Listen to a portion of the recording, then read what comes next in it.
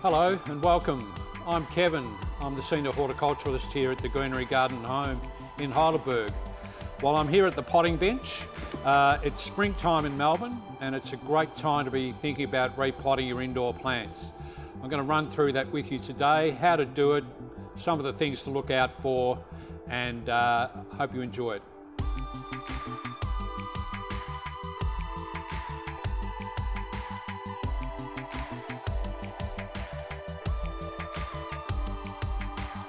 Why do we need to repot our indoor plants?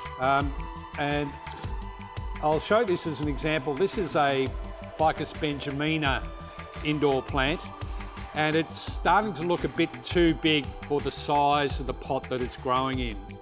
And that's always a bit of an indicator on whether the plant needs repotting. With most indoor plants, it's good practice, probably every 2 years or so, to consider repotting them. But the telltale signs are the plant looking too large for the pot it's growing in currently. Any signs of roots coming through the drainage holes in the base of the pot.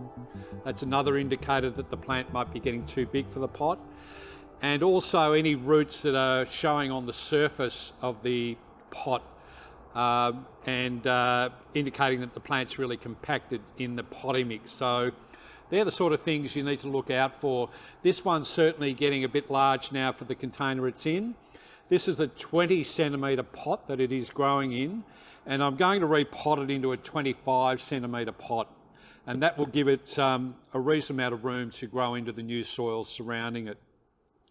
It's wise not to overpot the plant. A lot of people are tempted to take a small plant in a smaller pot and put it into a huge pot, thinking that it might benefit the plant and the plant may grow quicker as a result.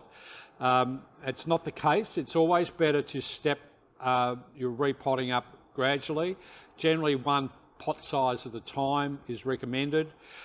They generally go up in small increments. As I say, this is a 20 centimetre pot, and this will be repotted into a 25 centimetre pot, which is the next size up. Things to look out for with any sort of pot you're repotting into is making sure it's got plenty of drainage holes in the base of the pot. This is important for the plant roots not to become waterlogged through poor drainage. So a good pot needs plenty of drainage holes at its base, and this is a good example of that. It doesn't have to be, I'm repotting into a black plastic pot. It doesn't have to be into a plastic pot. It could be a decorative ceramic type pot, providing it had those drainage holes in the base. Some of the ceramic pots only have one hole. Some of those holes can be quite small, and it's worth enlarging those if that were the case, just to help with the drainage. If you're repotting larger indoor plants into larger containers, it's sometimes worth making sure that the drainage is endorsed by adding gravel or pebbles in the base of the pot. A coarse gravel, that will also help with drainage. So just keep an eye on the pot sizes that you might be using. Make sure that they're appropriate for the size plant that you're repotting. This is going to sit nicely into this new pot, and it'll give it a chance to grow away quite quickly. One of the other reasons we do repot on a regular basis, as the plant gets older, the roots become very congested in the pot. It becomes difficult to water those plants because the roots don't allow the water to pass through. And the roots are looking for other areas to grow into, and they become very confined and congested in the pot they're in.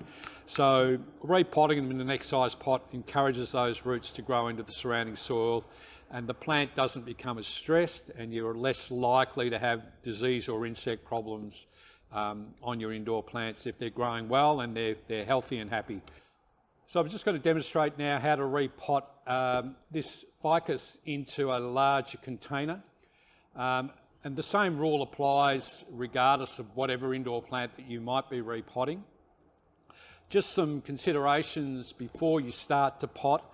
When's the best time to repot your indoor plants? Really, spring is ideal, but any time through the warmer weather into summer is okay. I'd avoid repotting on really hot days, say temperatures above 35 degrees, only that it puts the plant under stress and it may not like being transplanted during that sort of weather.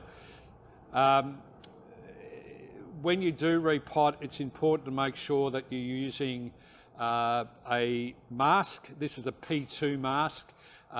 Dusts in potting mix can be a nuisance, and some people may be affected by the dust, particularly when it's a freshly opened bag of potting mix. So always encourage you to wear a mask when repotting. For those of you who like wearing gloves, it's worth putting those on as well, just to protect your hands. And good practice to wash your hands after you complete the job of repotting. So make sure you have your mask handy when you're repotting. So how do we do it? This is the pot, and I've run through the importance of the drainage in the bottom of the pot. It's a matter of getting a good quality premium potting mix. We sell the best brands here at the Greenery. There are particular indoor potting mixes which are specifically for indoor plants. They don't have to be used, but just make sure that you are using a premium potting mix, and most of those are suitable for repotting indoor plants.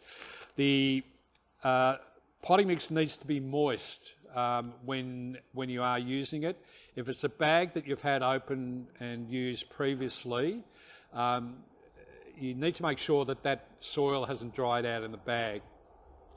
If it has, then it can cause issues.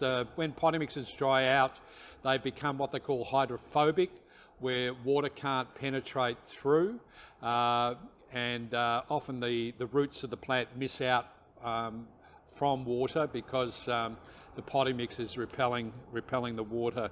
So a moist potting mix is essential, and with this particular plant, it's a matter of putting some potting mix in the base of the pot to the right level.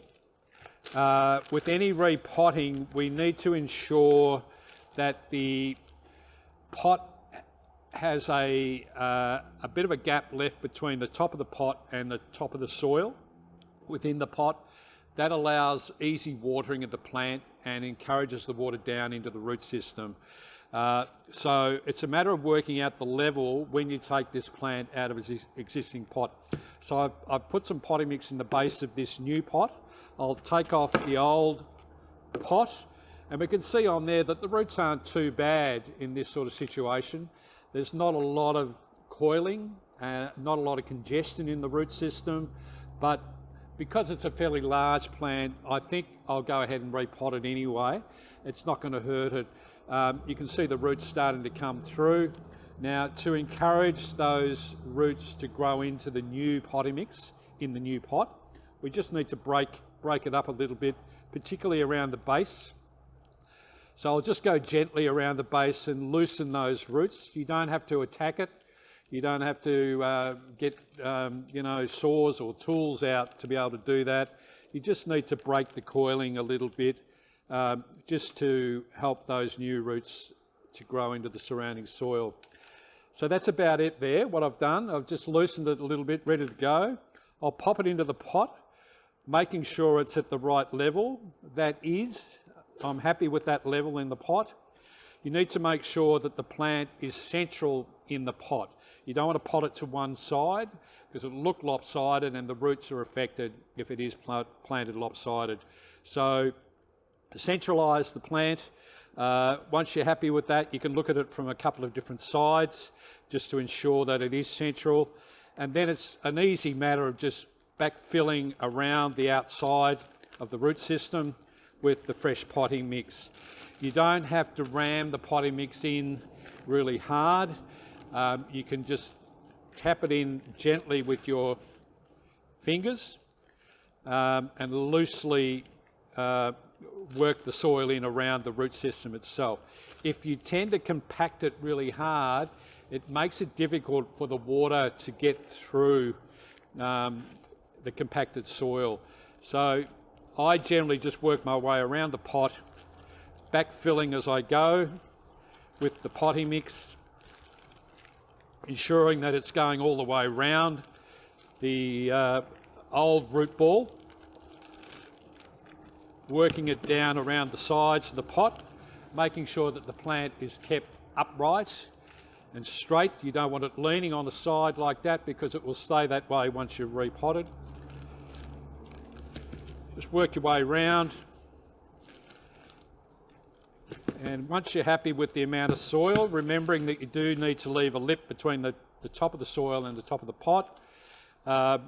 It's just a matter of tapping it in like so, and that's ready to go. Now, one thing it's recommended with any repotting, you need to add fertiliser to help the plant re-establish in its new pot. And there's various types of fertilisers suitable for indoor plants. There's controlled release fertilisers like Osmocote, which, as the name suggests, feed over a period of time. I would add either to the potting mix itself at repotting time, or you can place it on the top of the pot after you've repotted the plant. It doesn't matter either way, they're both are suitable. The fertiliser helps to encourage new growth in the plant, helps the roots establish, helps the new growth to get away in the plant. The other types of fertilisers you can get are liquid plant foods. This is a specific indoor plant food from Yates, which is diluted in water and then watered every, say, 2 to 3 weeks around the root system of the plant, and that helps to get them off to a good start as well. It's important after any repotting, the plant needs to be thoroughly watered in to help settle the potting mix and help to moisten the soil all the way through the pot.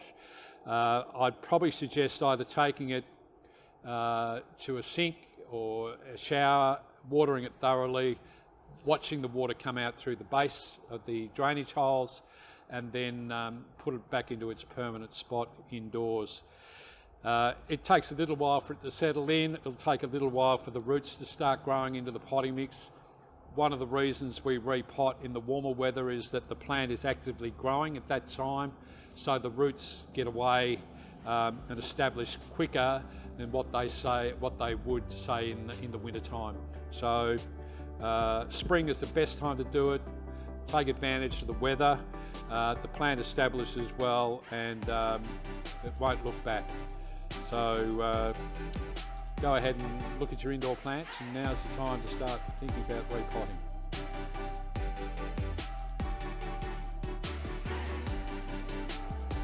Well, thanks for watching, and I hope you've enjoyed this video on repotting indoor plants. If you do have any other queries or questions that you need answered, any of our friendly staff here at the Greenery will be happy to help you. Remember that we're open 6.5 days a week, and we're here to help with any of your gardening queries. Thanks for watching.